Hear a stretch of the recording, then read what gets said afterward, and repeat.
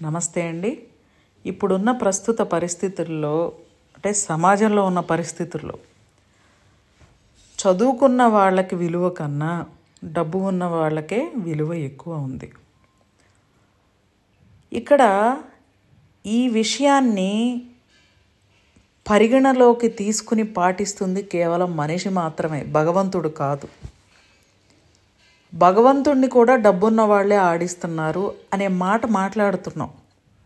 భగవంతుడిని ఆడిచ్చే అంత శక్తి సామర్థ్యాలు భూమి మీద పుట్టిన ఏ మనిషికి లేవు.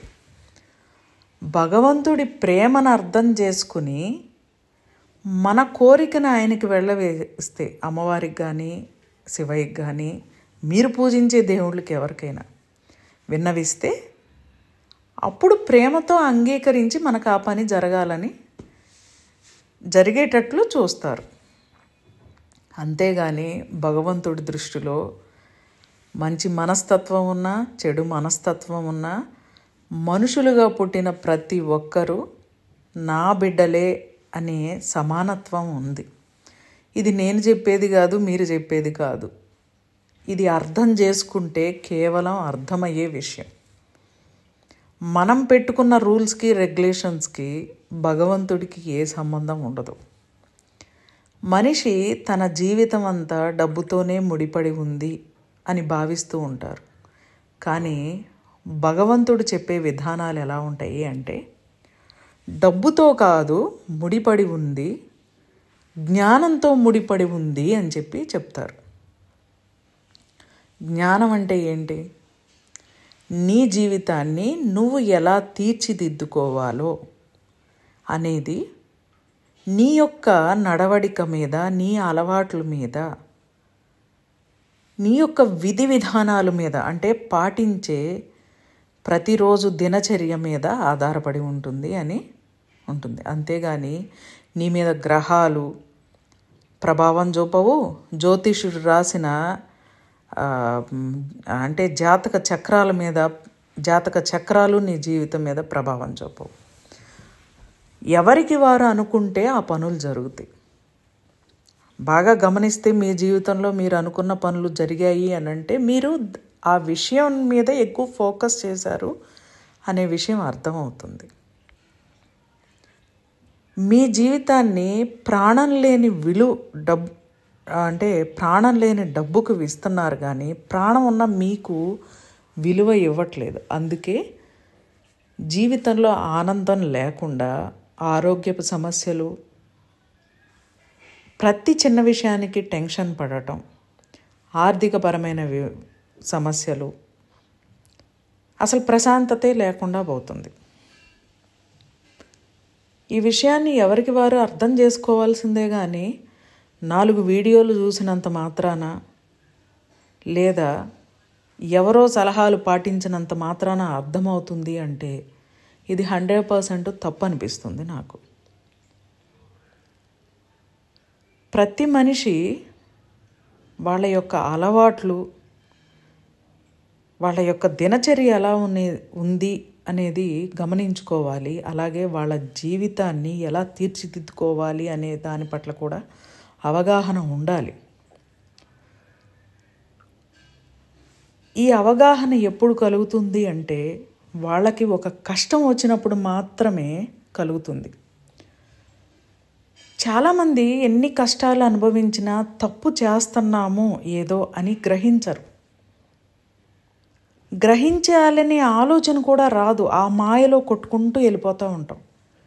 చాలా కోల్పోయిన తర్వాత కూడా గుర్తుకు రాదు, ఏదో తప్పు చేస్తున్నాం అనే ఆలోచనే కలగదు.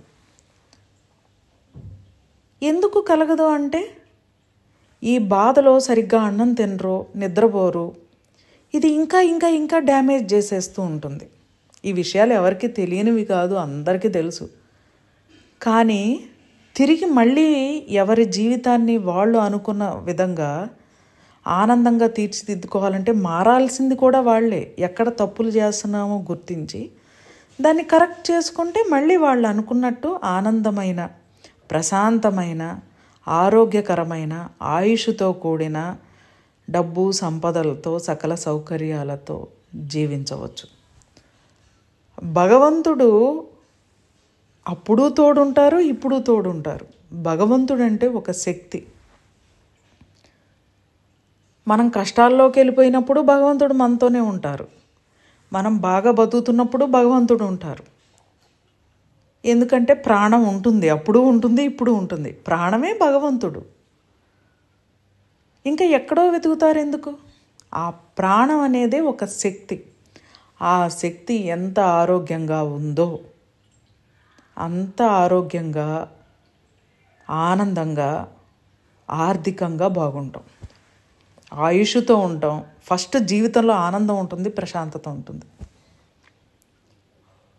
దేనికి లోటు లేకుండా ఉంటాం. ఈ విషయాన్ని ఎవరికి వాళ్ళు గుర్తించాల్సిందే. కొర్రల దినంత మాత్రాన బాగుంటామని ఈ సోషల్ మీడియాలో చెత్తవన్నీ ఎందుకు పోస్ట్ చేస్తారో వాళ్ళకే తెలియాలి. అంటే అసలైన విషయాన్ని పక్కన పెట్టి పనికిరాని చెత్త విషయాలు, అసలు సబ్జెక్టు కాని విషయాలని పోస్ట్ చేస్తూ ఉంటారు. దాన్ని మనం ఫాలో అవుతూ ఉంటాము, ఇంకా కష్టాలు ఫేస్ చేస్తూ ఉంటారు.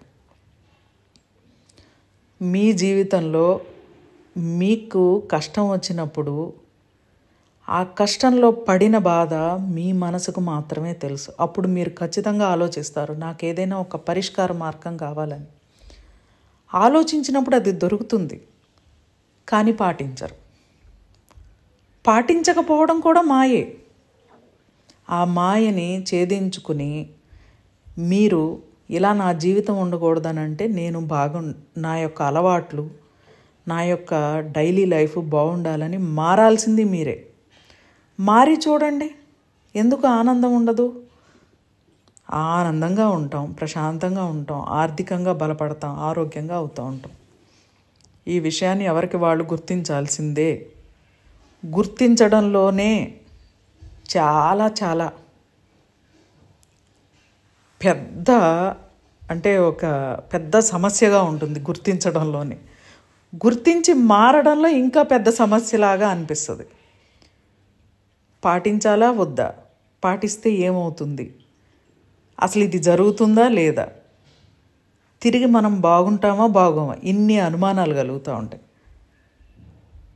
అనుమానం కలిగిన పాటించాలి అనే ఒక సంకల్పం పెట్టుకుని ఆహారం తినేటప్పుడు మీరు తీసుకునే ఆహారంలో పోషక విలువలు ఉండాలి. అలాగే ఏ టైంలో తినాలి, ఎలా తినాలి, ఏ టైంకి నిద్రపోవాలి. 9:30 కల్లా అందరూ నిద్రపోవాలి, 3:30 కల్లా ఎర్లీ మార్నింగ్ లేవాలి. లేచినప్పుడు కానీ నిద్రపోయేటప్పుడు కానీ మనసుకి గైడెన్స్ ఇవ్వాలి. అంటే ధ్యానం ద్వారా నా జీవితం ఆనందంగా ఉంది, నా జీవితంలో ఎప్పుడు డబ్బు, సంపద, ఆయుష్, ఆరోగ్యం, వ్యాపార అభివృద్ధి, కీర్తి ప్రతిష్టలు, మనోబలం, మనోధైర్యం, విజయములు, ఆనందం, వైభోగవంతమైన జీవితం సమృద్ధిగా ఉంది, థ్యాంక్ యూ అని రాత్రి నిద్రపోయేటప్పుడు చెప్పాలి. థ్యాంక్ యూ అంటే ఈ సృష్టిలో ఉన్న ప్రతి ఒక్కదానికి థ్యాంక్ యూ. మీరు వాడే మంచానికి, మీరు తినే ప్లేట్కి, మీరు తీసుకునే ఆహార పదార్థాలకి, మీకు సహాయ సహకారాలు అందించే సృష్టిలో ఉన్న పంచభూతాలకి, గురువులకి, గ్రహాలకి, అందరికీ అన్నమాట థ్యాంక్ యూ చెప్పడం. ఎందుకంటే మీరు హ్యాపీగా ఉంటున్నప్పుడల్లా ఇవన్నీ సహకరిస్తేనే హ్యాపీగా ఉంటారు. అలాగే నిద్ర లేచిన తర్వాత ఫస్ట్ చేయాల్సిన పని మిమ్మల్ని మీరు గమనించడం, మీ శ్వాసను గమనించడం. అప్పుడు ఎటువంటిది మీరు చెప్పకూడదు. ఆ శ్వాసను గమనించి భగవంతుడికి థ్యాంక్ యూ చెప్పాలి. ఆనందంగా ఉన్నాను, ఇది ఒక్క మాట ఇందుకు ఈ సృష్టిలో ఉన్న ప్రతిదీ సహాయ సహకారాలు అందించినందుకు పరమాత్మ అంటేనే అమ్మవారు, స్వామివారు వస్తారు ఇద్దరు. మీకు థ్యాంక్ యూ అయిపోయిన తర్వాత ఎక్కడెక్కడో ఎతుకుతారు, ఏవేవో ప్రసాదాలు చేస్తారు, ఎన్నెన్నో ఆచారాలు, ఎన్నో సాంప్రదాయాలు పాటిస్తారు. అవి ఏవైనా రిజల్ట్ ఇచ్చాయా అంటే నాకు తెలిసి 10% రిజల్ట్ ఇచ్చాయి. కానీ మనసా వాచా కర్మణ ఎప్పుడైతే కృతజ్ఞతా భావంతో, అంటే ఈ భావనలో ఈర్ష, ద్వేషం, అసూయ, ఆశ ఉండకూడదు. ప్రేమ మాత్రమే ఉండాలి. థ్యాంక్ యూ చెప్పాము అన్నీ ఈ సృష్టిలో ఉన్న ప్రతి శక్తి మీకు సహాయ సహకారాలు అందిస్తుంది. ఈ విషయం అర్థం చేసుకోవడానికే జీవితంలో చాలా కష్టాలు, కన్నీళ్ళు, అలాగే ఆర్థికపరమైన సమస్యలు, ఆరోగ్యాన్ని కోల్పోవలసి వస్తుంది. పోనీ ఇవి కష్టాలు ఫేస్ చేసినా తిరిగి జీవితం బాగుండాలి అని ఏమన్నా అడుగులు వేస్తున్నామా అంటే వేయట్లేదు. నా వరకు నేను కొన్ని విషయాలు చాలా పరిశీలించేదాన్ని. నాకు తెలిసిన దగ్గర నుంచి, అంటే ఈ భూమి మీద ఉన్న మనుషుల కంటే జీవితం బాగుండాలి అంటే నన్ను నేను అర్థం చేసుకుని భగవంతుడి శక్తిని, అంటే నాలో ఉన్న శక్తిని నేను పెంచుకుంటేనే నా జీవితంలో అన్నీ బాగుంటాయి అనే విషయం నాకు చాలా చిన్న వయసులోనే, అంటే నాకు తెలిసిన 6th క్లాసు అది చదువుతున్నప్పుడే అర్థమైంది. ఇక్కడ జరిగిన సంఘటన నా జీవితం మీద చాలా ప్రభావం చూపించింది. మా ఫాదరు సైన్స్ స్టూడెంట్ అయినా ఆయన వ్యవసాయం చేసేవారు. ఆ చుట్టుపక్కల గ్రామాల్లో మా ఫాదరు ఒకసారి 52 బస్తాలు పండించారు, ఒకసారి 48 పండించారు, ఒకసారి 54 బస్తా, ఒకసారి అసలు ఆశ్చర్యానికి గురి చేసే విధంగా 56 బస్తాలు పండించారు ఎకరానికి. సహజంగా టౌన్స్లో కానీ పల్లెటూరులో కానీ అక్కడ ఉన్న వాళ్ళందరం ఆల్మోస్ట్ రిలేషన్సే అవుతాం, సంబంధాలు బాగుంటాయి, చుట్టాలే ఉంటారు. అందరూ అన్న అంటారు, బావ అంటారు, ఇట్లా అంటారు. మా మామయ్యలు, బాబాయిలు, ఇట్లా ఈ వరుస అయ్యే వాళ్ళందరూ కూడా మా డాడీని పొగుడుతూ ఉండేవారు. నువ్వు మోనార్క్వి బావా, ఏమైనా సరే 56 బస్తాం పండించావంటే మామూలు విషయం కాదు అనే. మా ఫాదరు ఆ వరి నాట్లు వేసేటప్పుడు పొలానికి కావలసిన బలం కోసం మా ఇంట్లోనే గేదెల్ని ఉంచేవారు. వాటి నుంచి వచ్చే పేడ ఆ పెంటపోగులాగా తయారు చేసి వీటిని షిఫ్ట్ చేయడానికి నేను మళ్ళీ ట్రాక్టర్ ఒకటి కొని పొలానికి తోలేవారు. పొలంలో కూడా ఏదో కిటికీసరు మొక్కలని ఏవో మొక్కలు వేసి ఆ మొక్కల్ని కూడా దమ్ము చేసేటప్పుడు ఈ పెంటపోగు ఆ మొక్కలను కూడా బాగా దమ్ము చేసేసి తొక్కిచ్చేసేవారు, అంటే ఈ దున్నేవారు అన్నమాట భూమిని. ఆ విషయాలన్నీ నాకు బాగా గుర్తు. చాలా బలం అన్నమాట. ఇంట్లో ఏదన్నా ఉల్లిపాయలు ఇట్లాంటి తొక్కులు కూడా కలెక్ట్ చేసేవారు. ఆ పెంటపోకు మీద ఏమనేవారు, ఉల్లిపాయ తొక్కులు, కూరగాయల తొక్కులు, ఇవన్నీ తీసుకెళ్ళి అక్కడ దున్నేవారు అన్నమాట. ఆ విషయాలన్నీ నేను చూసేదాన్ని, నేను కూడా వెళ్ళేదాన్ని. అంత బలం ఇచ్చే విధంగా భూమిని తయారు చేసేవారు. పంట బాగా పండేది. కానీ ఈ పంట కమిషన్ బేరగాడికి వేసేవారు. వేసేటప్పుడు ఆయన ఒక స్లిప్ ఇచ్చేవారు, ఎన్ని బస్తాలైనా ఇంత డబ్బు మీకు వస్తుంది అని. నాకు తెలిసిన అక్కడ మా వాళ్ళందరూ ఆల్మోస్ట్ రైతులే ఉండేవారు. అందరూ ఆయన దగ్గరే వేసేవారు అన్నమాట. ఆ స్లిప్లో డబ్బులు ఇచ్చేపాటికి ఆ స్లిప్లో 1,00,000 రూపాయలు రాసి ఉన్నాయి అనుకోండి, వీళ్ళ చేతికి వచ్చేటప్పటికి 70,000 ఉండేవి. నేను చాలా గమనించేదాన్ని. నేను ఆ చిన్న వయసులోనే ఆయనతో గొడవ పడేదాన్ని కూడా, ఆ బేరగాడితో.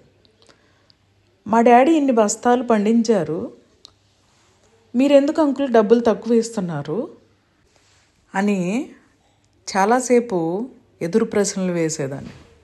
ఆయన నవ్వుతా వెళ్ళిపోయేవారు.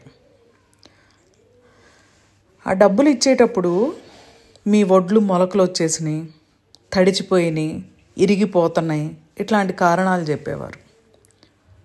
సహజంగా అప్పుడు ఇంగ్లీష్ మీడియం చదవాలి అనుకోండి, 600 ఫీజు కట్టాలి. ఆ 600 రావడం కోసం, కట్టడం కోసం మా ఫాదర్ మదర్ చాలా ఆలోచించేవారు. ఉన్న ఇద్దరు బిడ్డల్లో ఒకళ్ళు తెలుగు మీడియం చదివేవాళ్ళం, నేను తెలుగు మీడియం చదివేదాన్ని. రిలే మా సిస్టర్ ఏమో ఇంగ్లీష్ మీడియం చదివేది.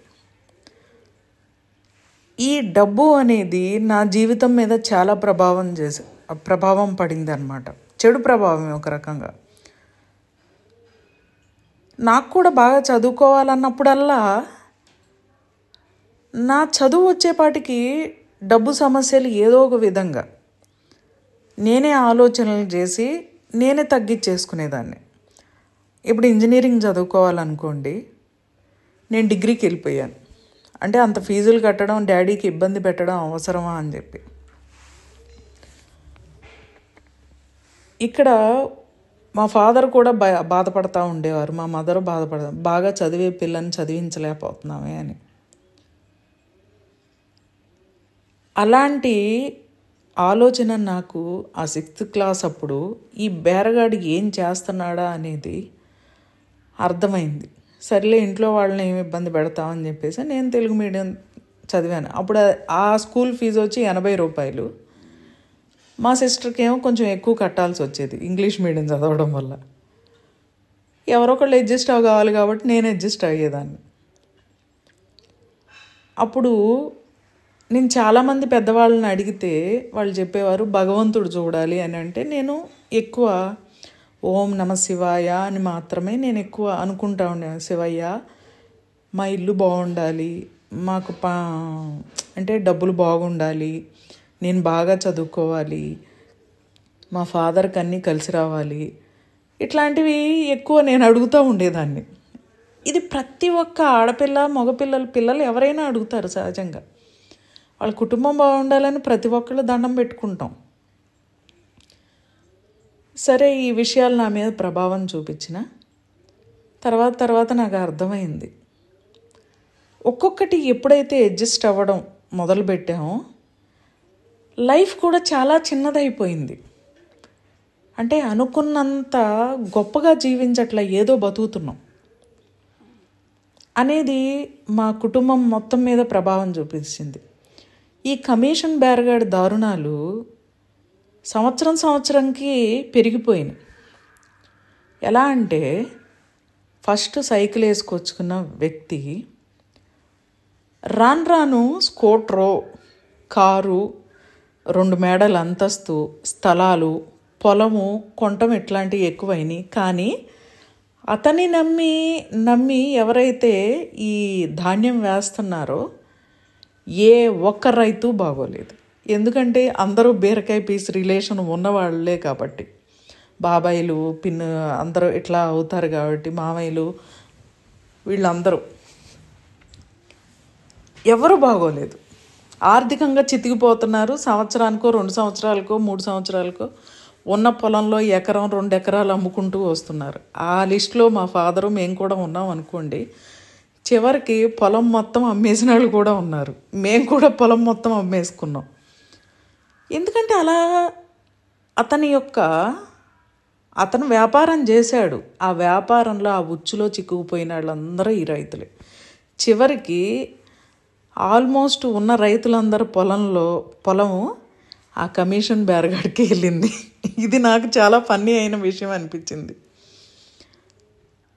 ఆ కమిషన్ బేరగాడి యొక్క అలవాట్లు, నేను ఈ సబ్జెక్ట్ని ఎప్పుడైతే రీసెర్చ్ చేయడం మొదలుపెట్టానో అప్పుడు మన ఇంటికి వచ్చినప్పుడు అతను ఎలా మాట్లాడారు, ఎలా వ్యాపారం చేశాడు, ఇతనిని నమ్మి ధాన్యం ఇచ్చిన వాళ్ళందరి స్థితిగతులు ఎలా మారిపోయినాయి, ఇవన్నీ ఒక్కొక్కటి గుర్తు తెచ్చుకుంటా గమనించుకుంటా వచ్చా.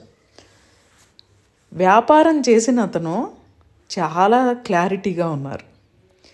ఈ రైతులందరికీ అతను ఏం చేసేవాడంటే వేరే వాళ్ళ దగ్గర డబ్బులు తీసుకుని వచ్చి వాళ్ళ దగ్గర నుంచి రూపాయికో 75 పైసాకో ఇంట్రెస్ట్కి తీసుకొచ్చి ఈ రైతులందరికీ రూపాయికి రూపాయి పావలాకి ఇచ్చేవాడు.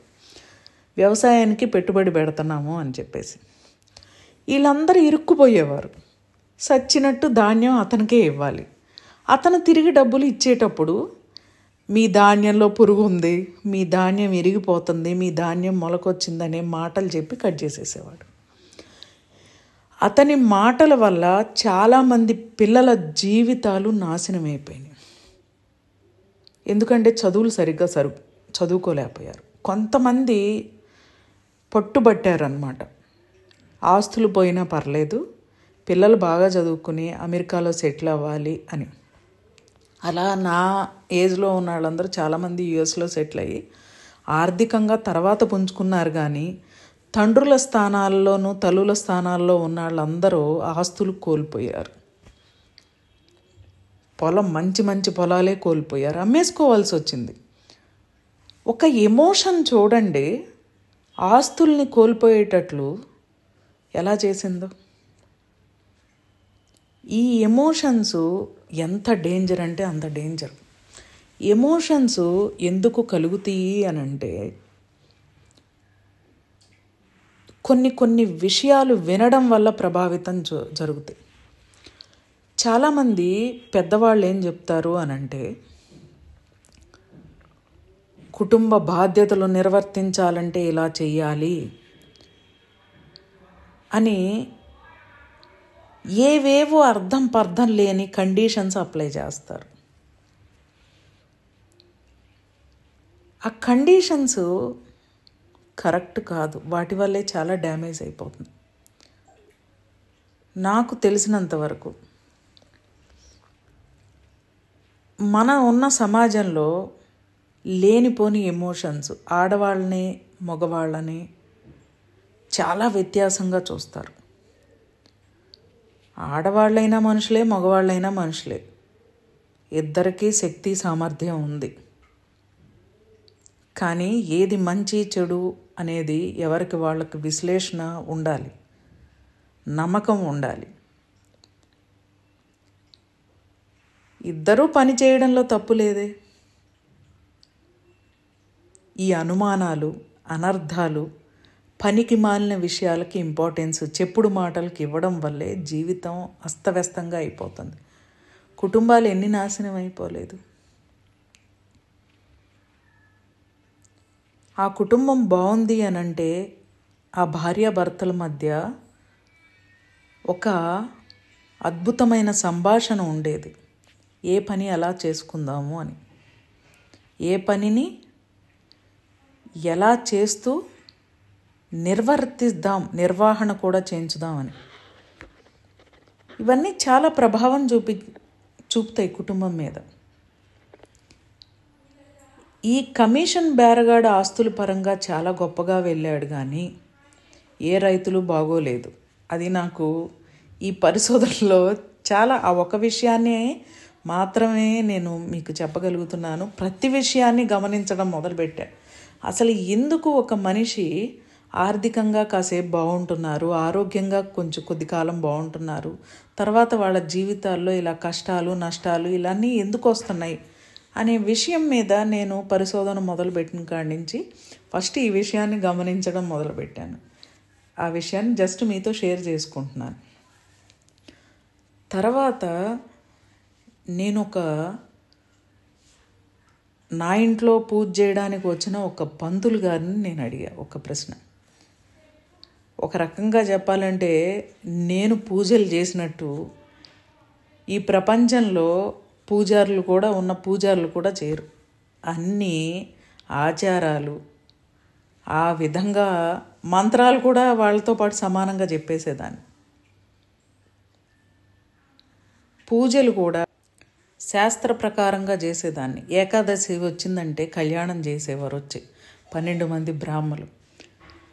అక్కడ స్వామివారికి అమ్మవార్లిద్దరికీ చీరలు కట్టడానికి, పంచగట్టడానికి నేయించేదాన్ని. ఆ నేసే వాళ్ళకు కూడా చెప్పేదాన్ని, మీరు నియమనిష్టలతో చేయండి అని. విజయవాడ కనకదుర్గమ్మ వారికి దసరా నవరాత్రుల్లో చీరలు పంపించడం, ఇంకా చాలా అన్నమాట. పూలమాలలు, భీమవరం మావుళ్ళమ్మ తల్లికి, ద్రాక్షారామం అమ్మవారికి, శ్రీశైలం అమ్మవారికి, శివయ్యకి కట్టే వస్త్రాలలో, మా కొండాపూర్లో వెంకటేశ్వర ఆలయంలోనూ శివాలయంలోనూ వస్త్రాలు ఇవ్వడం, బియ్యం బస్తాలు వేయడం, ఇట్లాంటివన్నీ చాలా చేశాను. కానీ ఎప్పుడైతే నా యొక్క 6th క్లాసు ఆ టైంలో నేను ఈ విషయాలన్నీ అర్థం చేసుకుని, ఎప్పుడైతే కమిషన్ బేరగాడితో గొడవపడి ఇతనే మా యొక్క లైఫ్ని నాశనం చేస్తున్నాడు అని అర్థమయ్యి నేను చదువుకోవడం మొదలుపెట్టాను. అప్పుడు నేను క్లాస్ ఫస్ట్ ఉన్నాను, డిస్ట్రిక్ట్ ఫస్ట్ ఉన్నాను. మధ్యలో ఎప్పుడైతే ఈ అనవసరమైన ఎమోషన్స్కి,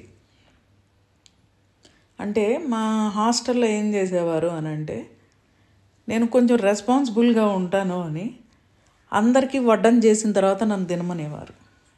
అప్పటి నుంచి నాకు చుట్టుకుంది దరిద్రం. అందరూ తిన్న తర్వాత నేను తినడానికి వచ్చినప్పుడు నాకు ఫుడ్ అక్కడ ఉండేది కాదు. ఆకలితో మంచినీళ్ళు తాగి మళ్ళీ క్లాసులకి వెళ్ళిపోయేదాన్ని. ఎందుకంటే ఆ క్లాస్ టీచరే నాకు వార్డెన్గా ఉండేవారు.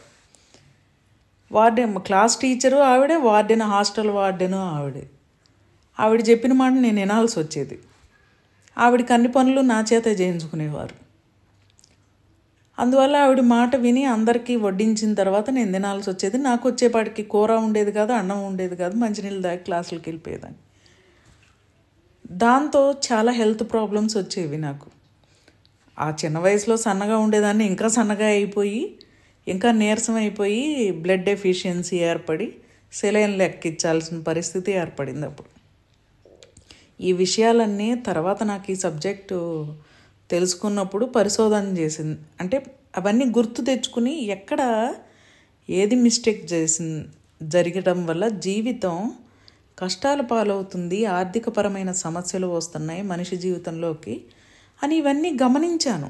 ఇలా నా లైఫ్నే కాకుండా నా ఫ్రెండ్స్ కానీ, నా రిలేషన్ కానీ, మా బాబాయిలకి, మామయ్యలకి, పిన్నులకి, అత్తలకి, వాళ్ళకి ఫోన్ చేసి, ఆ కమిషన్ బేరగాడు ఇలా మ్యానిపులేషన్ చేసేవాడు కదా ధాన్యం వేసేటప్పుడు అని చెప్పని అడిగితే, వాళ్ళు ఏడ్చిన ఏడుపు అంతా ఇంత కాదు, ఇప్పటికి కూడా ఏడుస్తున్నారు అని అంటే పొలం అంతా అమ్మేశాము, ఎంతుందా దాంట్లో అర్థం అని నేను చెప్పిన తర్వాత వాళ్ళు బాధపడిన విధానం నాకు నిజంగా చాలా హృదయం చెలించేసింది. ఇంతమంది రైతుల్లో ఒక్క రైతు బాగాలేదు. వీళ్ళందరినీ ప్లే చేసిన ఒక కమిషన్ బేరగాడు బాగున్నాడు. నాకు అతని దగ్గర న్యాయం, ధర్మం లేదా అతనికి అని చెప్పి అనిపిస్తే, అతను ప్రతి విషయంలోనూ నేను బాగుండాలి అనే క్లారిటీ ఎక్కడా మిస్ అవ్వలేదు అతను. మిగతా వాళ్ళందరూ మిస్ అయిపోయారు. అందువల్ల తల్లిదండ్రులుగా ఉన్న వాళ్ళ జీవితాలు ఏవీ బాగోలేదు. నాకు తెలిసినంత మటుకు అందరూ అనారోగ్యంతోనే చనిపోయారు. ఈవెన్ మా ఫాదర్ కూడా ఈ ఆర్థికపరమైన సమస్యలతో కొట్టుమిట్టాడు. ఎందుకంటే అప్పుడు ఆ 80sలో ఉన్న కిడ్స్ యొక్క పేరెంట్స్కి వేరే పనులు చేయాలి అని ఆలోచన లేదు డబ్బు కోసం. అందరికీ కాదు, కొంతమందికి. అట్లా తల్లిదండ్రులను పోషించాలంటే మీరు ఇక్కడే ఉండాలి, చదువుకున్న ఉద్యోగాలకి వెళ్ళలేదు వాళ్ళు. కొంతమంది ఇలా బందీలుగా, ఎమోషన్స్కి బందీలుగా అయిపోయారు. జీవితం అంటే ఇంతే అని కాంప్రమైజ్ అయిపోయారు. వాళ్ళ యొక్క బాధల్లోంచి వచ్చిన ఆలోచనలే మా పిల్లలైనా బాగుండాలి, చదువుకోవాలి అని చదివించారు. ఆస్తులు అమ్మేసైనా వాళ్ళం ఇప్పుడు బాగుంటున్నాం, నిజంగానే బాగున్నాం వాళ్ళ యొక్క బ్లెస్సింగ్స్ వల్ల. ఎంత ఉంటుంది ప్రతి విషయంలోనూ అర్థం. ఇప్పుడు ఉన్నవాళ్ళు కూడా కష్టాలు ఎందుకు ఫేస్ చేస్తున్నారు అని అంటే సేమ్ ఎమోషన్స్, సేమ్ అనారోగ్యాలు. అప్పుడు బయటకు చెప్పేవారు కాదు, ఇప్పుడు బయటకు చెప్తున్నాం, అంతే తేడా. ఎందుకు కలుగుతున్నాయి ఈ ఆర్థికపరమైన సమస్యలు అంటే ఖచ్చితంగా అనవసరమైన విషయాల్లో కల్పించుకోవడం, ఎదుట వ్యక్తుల గురించి మాట్లాడడం, నా కాని విషయంలో కల్పించుకోవడం, ఆహారపు అలవాట్లు మంచిగా లేకపోవడం, సరైన నిద్ర లేకపోవడం, బాధ్యత లేకపోవడం. బాధ్యత అంటే కుటుంబంలో వ్యక్తులు బాగుండాలి అని ఆలోచించడం కాదు, నేను బాగుండటం అనేది ఆలోచించాలి. అది బాధ్యతకు అర్థం. నేను బాగుంటే కదా నా కుటుంబం బాగుంటుంది అనేది ఎవరికి వారు ఆలోచించాలి. ఎంత జ్ఞానంతో ఉండాలో మనిషి అనేవాళ్ళం. ఏ మనిషినైనా అడగండి బాగున్నావా అని, కళ్ళల్లోంచి రక్తం కారేటట్లు సమస్యలే చెబుతున్నారు కానీ ఎవరు మనస్ఫూర్తిగా బాగున్నాము అని చెప్పడం లేదు. ఇది ఒక జీవితమా అంటే జీవితం కాదు. ఆనందంగా ఎందుకు ఉండలేకపోతున్నారు అంటే బాధ్యత లేదు. బాధ్యత లేదు అంటే మీ పట్ల మీకు బాధ్యత లేదు. మీరు బాగుండాలి అంటే మీ ఆహారపు అలవాట్లను మార్చుకోవాలి, నిద్ర ప్రాపర్ ఉండాలి. ఈ రెండిటి యొక్క శక్తే మీకు మంచి ఆలోచనలను తెస్తుంది. మంచి ఆలోచనలతో పని ఎప్పుడైతే చేశారో ఆ పని అద్భుతమైన ఫలితాలను ఇచ్చి సకల సౌకర్యాలను కలుగజేస్తుంది. ఈ విధి విధానాల్లో ధ్యానం చాలా ప్రధాన పాత్ర కూడా పోషిస్తుంది. ఒక మనిషి ఆహారపు అలవాట్లు బాగుండాలి, నిద్ర అలవాట్లు బాగుండాలి, దినచర్య బాగుండాలి, వచ్చిన ఆలోచనల్ని గమనించుకోవాలి. వీటిల్లో నా జీవితానికి ఉపయోగపడేది ఏంటి అని నిర్ణయాలు తీసుకుని పాటించాలి.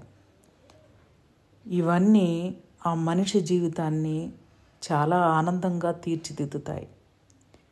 ఇలా ఎప్పుడైతే ఉండగలుగుతారో భగవంతుని శక్తి అప్పుడు మాత్రమే అర్థమవుతుంది. నిన్ను ఎంత కాపాడుతుందో, నువ్వు కోరుకున్న విషయాలు ఎంత తొందరగా ఫలించేటట్లు చేస్తున్నాయో అర్థమవుతుంది. ఈ మార్గంలో నా పరిశోధనలో ఒక మనిషి ఎలా జీవించాలి అనే దానికి ఏదైనా ఒక పరిష్కారం చూపించే మార్గం ఉందా అని నేను పదే పదే నా మనసుని భగవంతుణ్ణి అడిగినప్పుడు నాకు కనపడినది అంటే ఎంతోమంది గురువుల్ని కలిసిన తర్వాత అందరూ ఆల్మోస్ట్ మంత్రం జపించు అని చెప్పారు, లేదా ఉపవాసాలు ఉండని చెప్పారు, అభిషేకాలు చెయ్యి అని చెప్పారు. కానీ డాక్టర్ మురళీధర్ గారు మాత్రం పంచభూత తత్వం చెయ్యండి, ఒక సైన్స్ పరంగా, సృష్టి పరంగా, వేదం పరంగా, పురాణాల పరంగా వీటన్నిటిలో ఉన్న ఒకే ఒక సారాంశం, భగవంతుడి శక్తి అయిన మనిషిలో ఉన్న ప్రాణశక్తిని ఎప్పుడైతే అద్భుతంగా అనంతమైన శక్తితో మనం పెంపొందించుకుంటామో జీవితంలో అన్నీ బాగుంటాయి. పంచభూత తత్వం అంటే ఏదో కాదు. ఇక్కడ శివుడు వేరు, వెంకటేశ్వర స్వామి విష్ణుమూర్తి వేరు, బ్రహ్మ వేరు అని కాదు. పంచభూతాల్లోనే భగవంతుని శక్తి ఉంది. ప్రతి మనిషి ప్రాణంలోనూ భగవంతుని శక్తి ఉంది. ఆ శక్తి నిరంతరం పెంపొందించుకోవాల్సిన బాధ్యత మనిషిదే. ఓం నమ శివాయ అంటే నా అంటే ఆకాశం, మా అంటే గాలి, సి అంటే అగ్ని, వా అంటే నీరు, యా అంటే భూమి. ఒక మనిషి జీవన ఆధారానికి ఇవన్నీ అవసరం కదా. ఈ సత్యం మీకు కూడా తెలుసు. వీటిలో ఉన్న శక్తిని మనిషి ఎప్పుడైతే సరైన పద్ధతిలో తెలివిగా ఉపయోగించుకుంటారో జీవితం ధన్యమైనట్లు. ఈ శక్తిని ఇచ్చేదే కేవలం పంచభూత తత్వం. యూనివర్సల్ లైఫ్ స్టైల్ పంచభూత తత్వం ఆన్లైన్ ప్రోగ్రాం 10-11-2025 నుండి స్టార్ట్ అవుతుంది. అంటే సోమవారం నుండి. ఈ పంచభూత తత్వంలో ఉన్న విషయాలు అన్నిటినీ ఎప్పుడైతే అర్థం చేసుకుని మిమ్మల్ని మీరు మార్చుకోవడం అంటే యుద్ధం చేయడం కాదు, ఎక్కడ మిస్టేక్ చేస్తున్నామా అని గమనించి మీరు మార్చుకోగలిగారు. ఆహారం విషయంలోనూ, మీ యొక్క ప్రతి ఆలోచనలోనూ, నిర్ణయాల్లోనూ మార్చుకోగలిగారు. జీవితం ప్రతిరోజు ఆనందమయం అవుతూ ఉంటుంది. ఇది ఒక సాధన, మీ పట్ల మీకు బాధ్యత. పంచభూత తత్వంలో ఎన్నో విషయాలు ఇమిడి ఉన్నాయి, మనిషి జీవితానికి సంబంధించినవి. ఏదైనా బాగు చేయగలిగింది ఏదైనా ఉంది ఒక జ్ఞానం అంటే అది కేవలం పంచభూత తత్వం.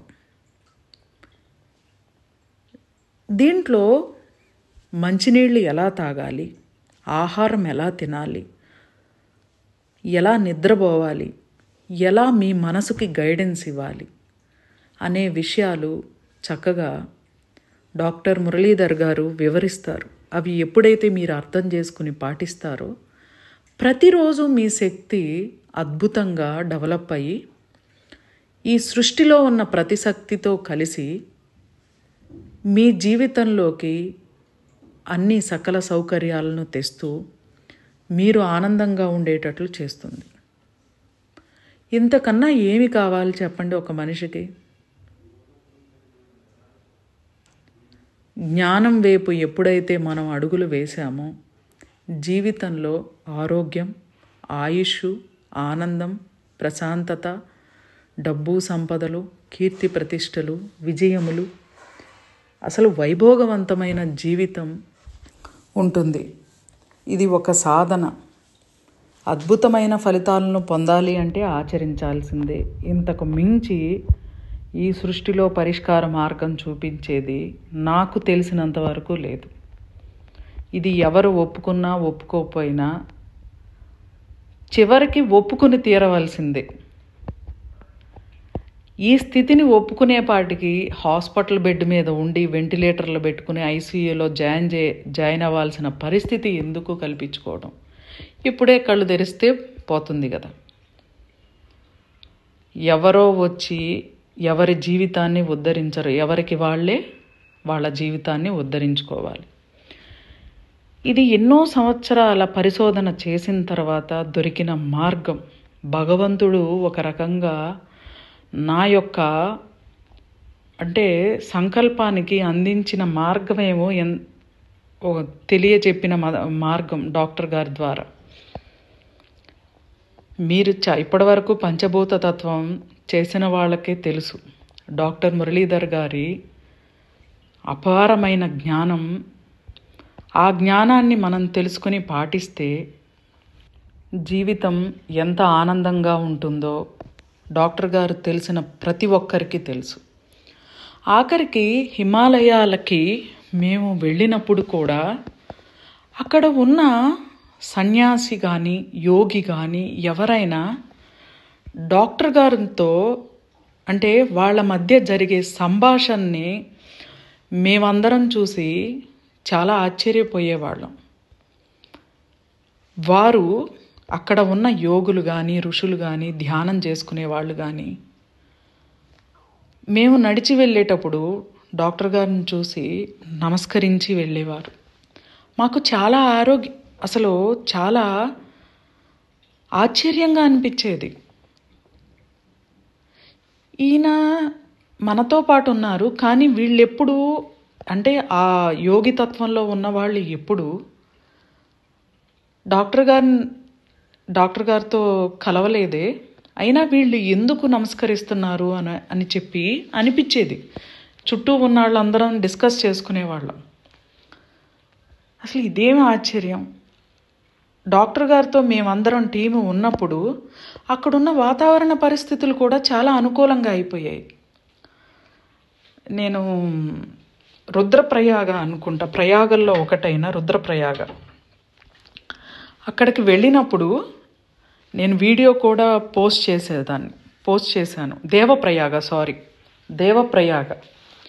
దేవప్రయాగలో అలకనందా నది, భాగీరథి నది రెండు కలుస్తాయి. అక్కడ భక్తులు వెళ్ళి ఆ నది యొక్క నీళ్లు జిమ్ముకుంటూ ఉంటారు. మేమందరం దిగాం. డాక్టర్ గారు మాతో ఉన్నారు. ఆయన ఆ నీళ్ళకి కొంచెం దూరంగా నుంచున్నారు. నీరు వచ్చి ఆయన కాళ్ళను తడిపిన తర్వాత మళ్ళీ నీళ్లు అక్కడికి రాలేదు. ఆయనతో పాటు వెళ్ళిన మా అందరికీ కూడా కాళ్ళు తడిచినాయి. తర్వాత సుమారు మేము 2 hours దాకా ఇంచుమించు ఉన్నాం. మళ్ళీ ఆ లెవెల్కి వాటర్ రాలేదు. అలా దేవప్రయాగ, రుద్రప్రయాగ, ఇంకా విష్ణుప్రయాగ, ఇక్కడికి వెళ్ళిన ప్రతి చోట ఒక మిరాకిల్గా జరిగింది. కొండ చర్యలు విరిగి పడిపోయినాయి కూడా. మేము వెళ్ళిన మార్గం అంతా ఎంత సాఫీగా ఋషికేశ్ వెళ్ళినప్పుడు అంతా జరిగిందంటే అసలు చాలా ఆనందం అనిపించింది. కొండ రాళ్ళు పడిపోతున్నా ఒక్క రాయి మా ఎవ్వరికీ తగలలేదు. ఇంకా నిజం చెప్పాలి అని అంటే ఒక మ్యామ్కి వాంతులు అయిపోతుంటే ఆ వ్యాన్లోనే ఫోర్సో ఏదో వ్యాన్ 12 seaters వ్యాన్, అది సిలైన్ పెట్టుకుంటా తీసుకెళ్ళారు. ఆవిడ కూడా అంత ఎత్తు కొండలు, అంత వామిటింగ్స్ అయిపోతున్నా ఎక్కడా నీరసం అనేది కలగలేదు. ఆవిడ ప్రతి దాంట్లోనూ మాతో పార్టిసిపేట్ చేశారు. ఒక మంచు కొండలు ఉన్న చోటకి వెళ్ళాం. ఆ కొండలు కూడా సిలైన్ పెట్టుకున్న ఆవిడ సునాయాసంగా ఎక్కేశారు. ఆ వీడియోలు కూడా నేను పోస్ట్ చేశాను. అవులి అనుకుంటా ఆ ప్లేస్ పేరు. చూడండి, భగవంతుని శక్తి ప్రతి మనిషి జీవితం ద్వారా ఎంత ఆనందమయం, అద్భుతం అని అనిపిస్తుంది. నిజంగా ఇప్పుడు మీతో చెప్తుంటే మనం సాధన ఎంత బాగా చేసుకుంటే జీవితం అంత ఆనందమయం కదా. ఎప్పుడు హ్యాపీగా ఉండొచ్చు కదా, ఆరోగ్యంగా ఉండొచ్చు కదా అనే విషయం మళ్ళీ నాకు గుర్తుకు వస్తుంది. మళ్ళీ